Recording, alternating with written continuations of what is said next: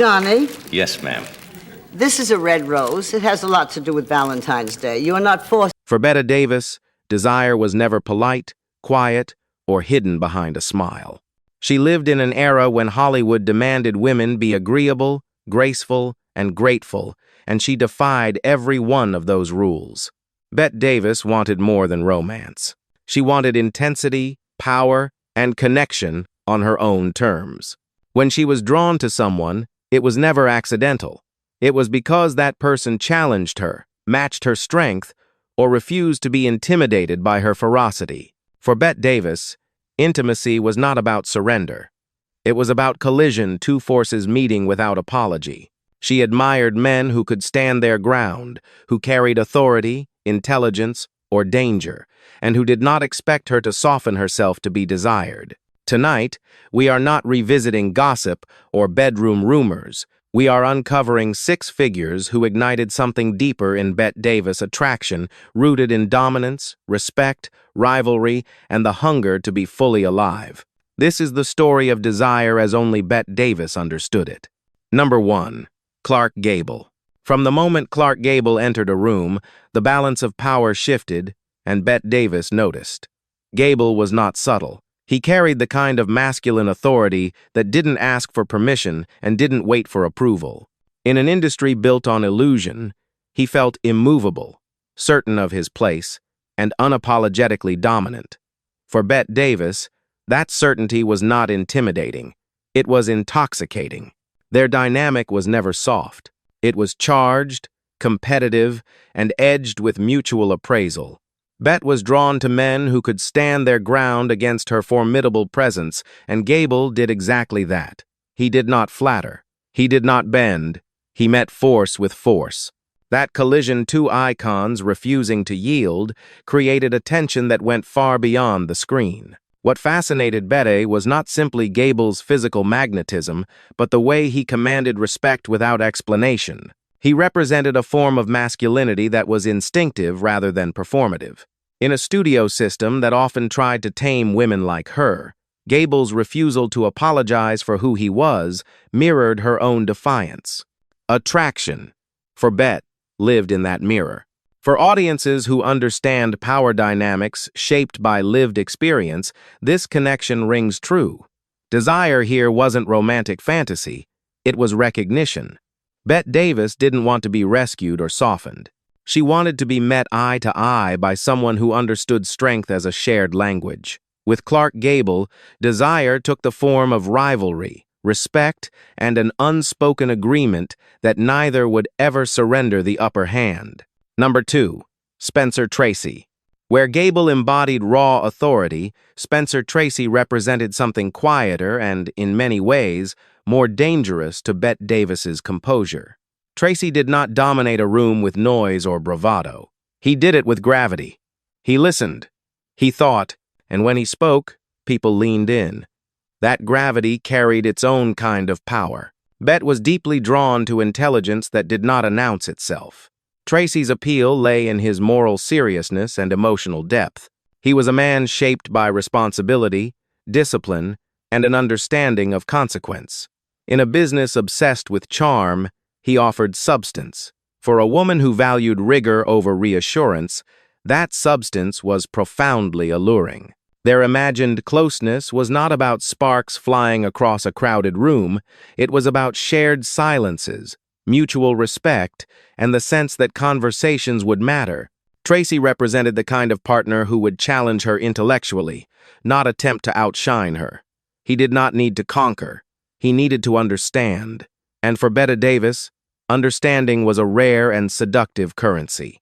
This form of attraction speaks especially to mature audiences. With time, desire often shifts away from spectacle toward steadiness. Tracy's appeal suggests that Bette's hunger was not only for power, but for grounding a man whose presence could anchor rather than inflame. He offered balance without dullness, seriousness without severity. In Spencer Tracy, Bette Davis saw a different kind of strength, one that didn't compete loudly, but endured. It was the allure of character, of reliability, forged by experience. Desire, in this case, was not about collision, but about alignment. the quiet confidence that two formidable minds could share space without needing to dominate it. Together, these first two figures reveal the foundation of Bette Davis's private attractions: power that doesn't apologize and intelligence that doesn't perform. Everything that follows grows from that uncompromising core. Number 3. Humphrey Bogart. If Clark Gable represented dominance and Spencer Tracy embodied gravity, then Humphrey Bogart was something altogether darker and far more unsettling to someone like Bette Davis. Bogart did not command with posture or morality. He ruled through detachment. His power came from the sense that he did not need anyone, and that indifference carried a sharp, almost dangerous allure. Bette Davis understood men like Bogart instinctively. He was not polished, not charming in the traditional sense, and certainly not eager to please. His masculinity was built from weariness, cynicism, and a lifetime of disappointment worn openly on his face. That emotional armor made him compelling. He felt real, untouched by Hollywood's demand for warmth. What drew Bette toward Bogart was not romance, but recognition.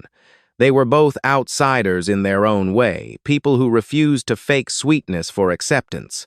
Bogart's characters often stood alone, mistrustful, wounded, yet principled in a way that didn't seek applause. Bette, who had spent her career fighting studios, critics, and expectations, saw something familiar in that stance. This attraction was not gentle. It was the pull between two hardened souls who understood that intimacy could be risky. Bogart was not a man to offer reassurance or emotional safety. He would never soften himself for anyone. And that refusal was precisely what made him fascinating to Bette Davis. She did not crave protection, she craved honesty even when it came wrapped in bitterness. For viewers who have lived long enough to understand emotional scars, this dynamic resonates deeply. Desire here is shaped by shared damage, by the knowledge that life has already taken its toll. Bogart represented the man who had nothing to prove and nothing left to hide. With him, attraction was a quiet acknowledgement of survival rather than a promise of happiness. In Humphrey Bogart, Bette Davis confronted a version of herself stripped of ambition's shine. It was not love she imagined, but kinship, two people who knew that strength often grows out of disappointment. That recognition, unspoken and unsentimental, carried its own raw intimacy. Number 4. William Wyler. Where Bogart offered emotional truth, William Wyler offered something far more complex: intellectual domination. Wyler was not a romantic figure by appearance or temperament, yet he exerted a profound influence over Bette Davis's inner world. Their relationship was forged in conflict, pressure, and relentless standards, and it left permanent marks. Wyler pushed Bette harder than almost anyone else ever had. He questioned her instincts, demanded precision, and refused to accept anything less than total commitment. On set, he was merciless. He made her cry. He made her doubt herself. And paradoxically, that cruelty created one of the deepest attractions of her life. Not because she enjoyed suffering, but because she respected power when it was real. For Bette Davis, desire was inseparable from challenge. Wyler represented the man who could strip her of comfort and force her to confront her limits. He did not admire her talent blindly. He interrogated it. That interrogation sharpened her performances and reshaped her understanding of herself as an artist. Attraction here was rooted in transformation. This was not the attraction of equals meeting gently. It was the pull of a mind that refuses to yield, matched against a will that refuses to break. Wyler saw through Bette's defenses. He was unimpressed by her reputation and unmoved by her defiance. That alone set him apart in an industry that often feared her intensity. For older audiences, this dynamic feels uncomfortably familiar. Sometimes the people who shape us most are not the ones who love us kindly, but the ones who demand our best without apology. Wyler's power lay in his refusal to soothe.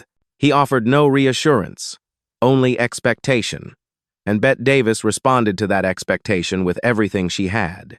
In William Wyler, Bette encountered a form of intimacy that had nothing to do with tenderness. It was about control, resistance, and growth under pressure. Desire, in this context, was intellectual and visceral, a hunger to be challenged by someone who could not be intimidated or manipulated. Together, Bogart and Wyler reveal another layer of Bette Davis's inner life. Beyond dominance and intelligence, she was drawn to truth and transformation, men who reflected her scars or reshaped her strength. These were not safe attractions. They were dangerous, demanding, and deeply human. Number 5. Joan Crawford. No list of private desire in Bette Davis's life would be honest without confronting the most charged name of all, Joan Crawford. This was never about conventional sexuality, yet it carried an intensity more consuming than many romances. What existed between Bette Davis and Joan Crawford was obsession, rivalry, fascination, and an unspoken recognition that neither woman could ignore. Joan Crawford represented everything Bette claimed to despise: glamour carefully constructed, ambition masked by polish, and a relentless hunger for control over public perception. And yet, that very precision drew Bette in. Joan was disciplined where Bette was volcanic. She calculated where Bette confronted. The tension between them was electric because it was symmetrical. Two women of immense willpower, locked in a battle for dominance in an industry that rarely allowed even one woman to hold such ground. Desire here was not physical in the traditional sense. It was psychological. Bette was drawn to Joan because Joan mattered because she was powerful enough to threaten her sense of supremacy. Every glance, every comparison, every whispered insult carried the charge of proximity. They watched each other constantly, measuring, judging, absorbing. That attention is a form of intimacy, whether acknowledged or not. For audiences with life experience, this dynamic feels familiar. Sometimes the people who occupy the most space in our minds are not lovers, but rivals, those who reflect our fears, our ambitions, and our unresolved questions about ourselves. Joan Crawford was the mirror Bette Davis could never look away from. In that mirror lived envy, respect, contempt, and fascination all at once. This was desire stripped of romance and reduced to its rawest core, the need to be seen, challenged, and validated by an equal. In Joan Crawford, Bette Davis confronted the truth that attraction does not always want closeness. Sometimes it wants conquest. Sometimes it wants acknowledgement. And sometimes it simply wants to know that the other person is watching just as closely. Number 6. The man outside Hollywood. After power, intellect, danger, and rivalry, the final figure in Bette Davis's private imagination is the least visible and perhaps the most revealing. It is the man who exists entirely outside Hollywood. No studio contracts. No egos shaped by applause. No need to compete with her legend. Just presence. Bette Davis's personal life was marked by marriages, divorces, and repeated disappointment. She chose men who were weaker, then resented them for it. She chose men who admired her, then felt trapped by that admiration. Publicly, she projected dominance.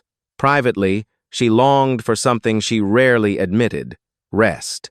The man outside Hollywood represents that unspoken longing, someone untouched by fame, who would not fear her intensity or attempt to control it. Someone who did not need her success and did not feel diminished by it. For a woman who spent her life fighting to be taken seriously, such a presence offered a different kind of intimacy, one without performance. This attraction is quiet, almost anti-dramatic. It does not burn, it steadies. It is the desire to sleep beside someone without having to dominate or defend, to be strong without being tested, to exist without an audience. For older viewers, this instinct is instantly recognizable. With time, the appetite for chaos fades, and the craving for peace grows louder. In this final figure, Bette Davis's story resolves itself. After years of collision, rivalry, and power struggles, desire transforms into something simpler and more honest. Not conquest, not control, but relief. In the end, this story is not about scandal, fantasy, or shock value.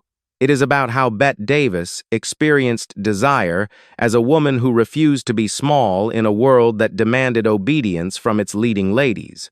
Through these 6 figures, we see not a list of conquests, but a psychological journey, one shaped by power, rivalry, intelligence, exhaustion, and ultimately, truth. Bette Davis did not seek comfort in desire. She sought equality. She was drawn to those who could stand up to her, challenge her, unsettle her, or force her to confront parts of herself she could not ignore. Attraction, for her, was never passive. It was confrontational, demanding, and deeply revealing. Every person she fixated on represented something she either admired, feared, or desperately needed at that moment in her life. What makes her story resonate so strongly with audiences over 50 is its honesty. With time, we recognize that desire changes. It moves away from surface appeal and toward meaning. It stops asking, "Who excites me?"